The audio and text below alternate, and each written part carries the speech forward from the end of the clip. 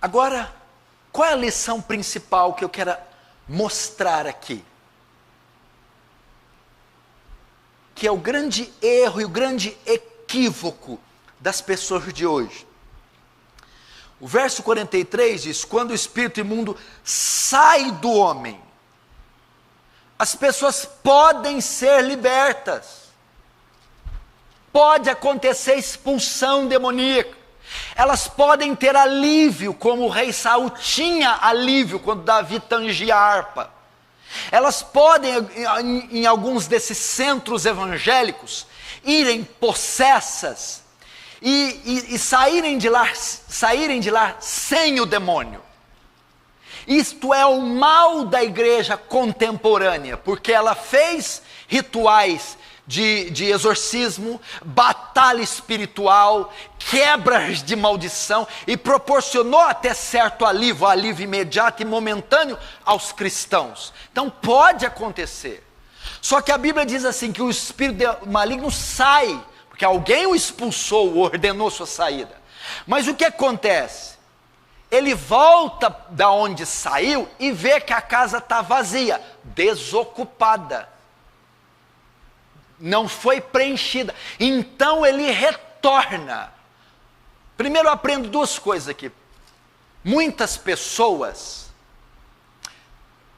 só querem ter o alívio da dor, porque demônio, seja no ímpio ou no justo, no bom ou no mal, no assassino, no facínora, ou na senhorazinha que faz crochê, todos eles querem viver livre do sofrimento, e demônios atuando neles, eles causam pelo menos três coisas. Primeiro, eles causam sofrimento. Apocalipse capítulo 9 diz que eles atormentam os homens. Então demônios trazem sofrimento, tormento. Segundo, demônios causam doenças. Lembra quando Jesus expulsou o demônio da mulher que estava encurvada há 18 anos? Causam doenças. Há pessoas que vivem um jugo e vivem enfermidades por conta de demônios. Demônios também causam miséria. O endemoniado gadareno, num estado deplorável de miséria. Então há pessoas que são miseráveis por conta de demônios, tormentos e sofrimento por conta de demônios, e até enfermidades. E o que acontece?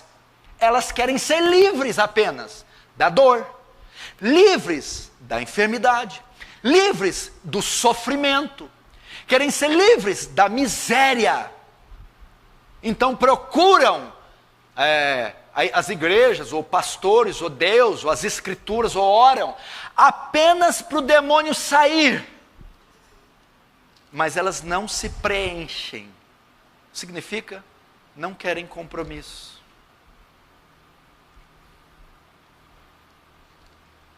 Não querem se converter, não querem se preencher de Cristo, não querem nascer de novo, não querem. Então o que acontece? Elas tornarão para um estado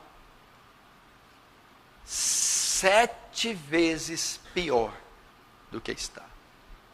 É o caso de muitas pessoas. Elas vêm num culto, sente alívio, uma oração forte, sente alívio, até há uma possessão, eles são tirados, e ela passa por um alívio, mas não preenche a casa, não preenche da palavra, não preenche do Espírito Santo, não preenche da verdade que liberta, não preenche de Cristo. O que acontece? Está vazia, o demônio retorna. Essa é a primeira corrente. A segunda, as pessoas estão no estado de miséria, porque os líderes, equivocados ou não, outros ignorantes e limitados, e outros falsos e tendenciosos, não ensinam a elas qual é a medida bíblica para a libertação completa. Não conduzem a elas a um recurso eficaz para aquele problema. Apresentam formas simplistas, místicas, transcendentes, delas serem libertas. E elas não são. Por essa razão, elas ficam nesse estado miserável, porque elas estão possessas. Para elas, a libertação está apenas no ato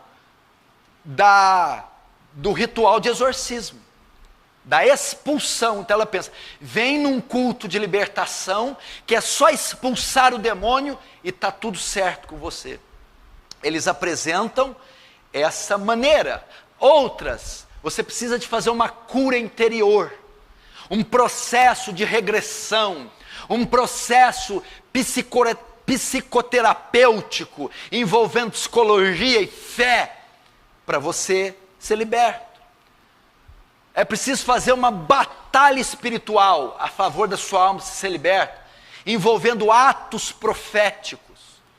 É mais ou menos isso que eles fazem. E eu não podia deixar de falar, a principal, a quebra de maldição. Você está assim quando seu tataravô. Então apresentam essas formas. Atos proféticos, cura interior, batalha espiritual, quebra de maldição, rituais de exorcismo, para tentar livrar essa alma. Maneiras místicas simplistas.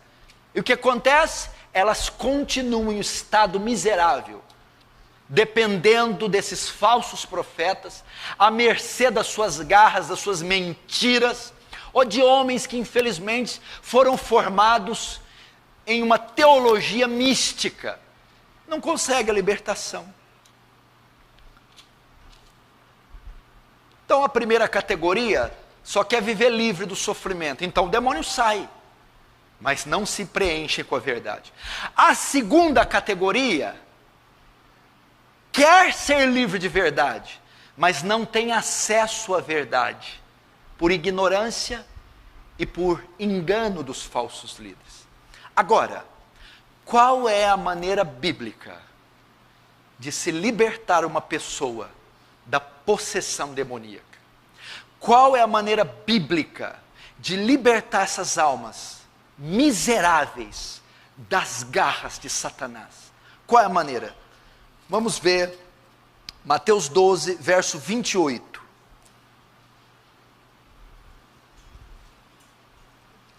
Mateus 12, 28. Jesus dizendo, se porém eu expulso demônios pelo Espírito de Deus, certamente é chegado o reino de Deus sobre vós. 29. Ou como pode alguém entrar na casa do valente e roubar-lhe os bens sem primeiro amarrá-lo? Então lhe saqueará a casa. Deixa o dedo aí em Mateus 12 que a gente vai voltar. Vai lá para Lucas, que Lucas é mais completo nesse texto. Lucas capítulo 11. Vai para Lucas 11.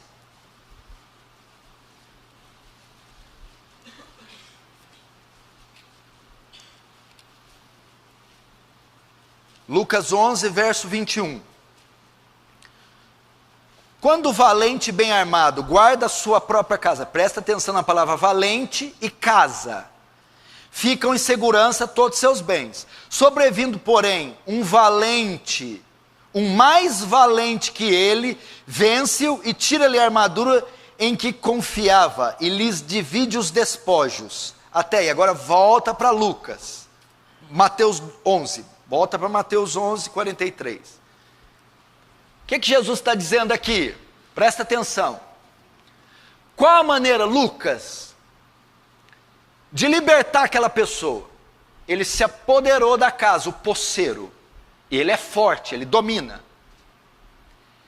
Tem que mandar um mais valente que ele. Você tem que fazer o quê? Não é contratar só a segurança para tirar a pessoa. Você tem que vender a casa. E o proprietário compra, agora a casa é dele por direito. E por ele ter a casa ser dele, ele é mais valente do que quem está lá. Quem está lá não tem direito legal. Não tem como usar as autoridades. Quem é dono da casa tem direito legal e pode acionar as autoridades. É mais valente. Então ele entra e expulsa o valente. Não para deixar lá vazia, agora é dele. Ele vai habitar lá. Na cruz do Calvário, Deus nos comprou por bom sangue, por bom preço. O seu sangue. Os pecadores são de direito dele. Então ele é o mais valente que entra dentro de Satanás. Go, get out, sai fora. Agora isso aqui é propriedade minha. E eu não só vou tirar você e deixar você vazio. Eu vou habitar aí dentro. Essa é a ideia. Como que se liberta uma pessoa possessa? Com Cristo. Como que se liberta uma pessoa possessa? Com o Evangelho. Como que se liberta uma pessoa possessa? A conversão. Não é quebra de maldição, não é batalha espiritual, não é cura interior, não é exorcismo. É a pregação do Evangelho, convertendo uma pessoa, e após ser convertida, ela é comprada pelo sangue de Jesus, e vai ser habitada por um valente, mais valente que Satanás, o Senhor Jesus Cristo, pelo Espírito Santo. Amém? Ou seja, o que você aprende com isso? Quantas pessoas no estado de miséria, meu irmão? Quantas pessoas sob o jugo do diabo? Quantas pessoas padecendo situações precárias? Vivendo no submundo das drogas? Vivendo como gadarenos? Pessoas possessas, doentes, perturbadas? Pessoas cheias de traumas? Pessoas cheias de laços e maldições dos diabos? Você conhece? Talvez está aqui dentro. Qual a maneira de ajudar essas pessoas? De trazer paz a essas pessoas, alívio a essas pessoas? Levando elas para um culto de libertação? Não. Fazendo quebra de maldição com elas, regressão? Não. Fazendo atos proféticos como sais, velas, rosas? Não. Envolvendo ela em batalha espiritual? Não. Você tem que levar o Evangelho da graça e da glória de Deus para elas. Você tem que pregar sobre a expiação de Cristo, expiação substitutiva de Cristo, e chamá-la ao arrependimento e à fé. E confiar na graça de Deus, que vai regenerá-la e botar dentro dela o mais valente que o valente. É o Evangelho. É a pregação do Evangelho. Paulo, na época dele, enfrentou tudo isso. Vamos pegar Paulo em Atenas. Que é a cidade mais endemoniada que Atenas, Corinto. Estava cheio de problemas. Paulo enfrentou problemas de cura interior, batalha espiritual, quebra de maldição, possessão demoníaca, com uma só ferramenta. Quando me propus estar convosco, nada vos fiz saber, senão Cristo e este crucificado. O Evangelho. O Evangelho é a arma de batalha espiritual de Paulo. O Evangelho é a arma de quebra de maldição de Paulo. O Evangelho é a arma de cura interior de Paulo. O Evangelho era a arma contra a possessão demoníaca de Paulo. A exposição do Evangelho, a pregação do Evangelho. Cristo